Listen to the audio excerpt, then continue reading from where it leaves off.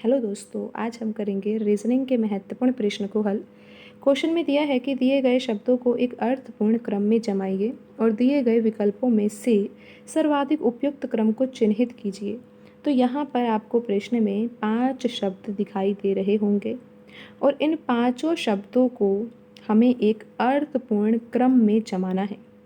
लेकिन जमाने से पहले तो हमें यहाँ पर ये समझना होगा ना कि इन पांचों शब्दों में संबंध क्या है, किस आधार पर हम इनको क्रम में जमाएं।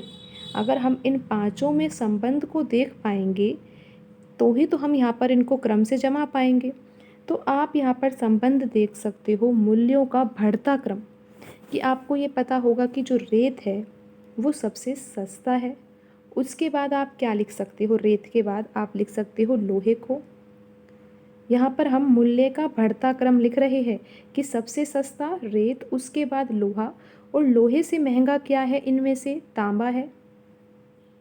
और तांबे से महंगा आप यहाँ पर क्या मानोगे, यहाँ पर आपको लिखना होगा स्वर्ण यानी कि सोना। और सोने से महंगा यहाँ पर इन पांचों में से सबसे महंगा क्या होगा, हीरा होगा। तो इस तरह से हम यहाँ पर ये क्रम जमा सकते हैं इन पांचों शब्दों का मूल्य के बढ़ते क्रम में। तो सबसे पहले आपने रेत को लिखा है और रेत का क्रम क्या है, यहाँ पर 3 है। तो यहाँ पर हम लिख लेते हैं ना कि रेत का क्रम क्या है, यहाँ पर जो क्रमांक है उसका 3 है तो 3 लिख दिया। लोहे का कितना है, यहाँ पर 2 है। और यहाँ पर तांबे का कितना है, तांबे का यहाँ पर 4 है। तो यहाँ पर स्वर्ण का कितना है, सोने का है 1, और हीरे का कितना है 5। तो यहाँ पर क्रम जो होगा वो होगा पहले 3, फिर 2, फिर 4, फिर 1 और फिर 5। और अब आप ये देख सकते हो कि ये कौन से ऑप्शन में लिखा हुआ है, ये लिखा हुआ है ऑप्शन 3 में। तो यहाँ पर ऑप्शन 3 सही होगा।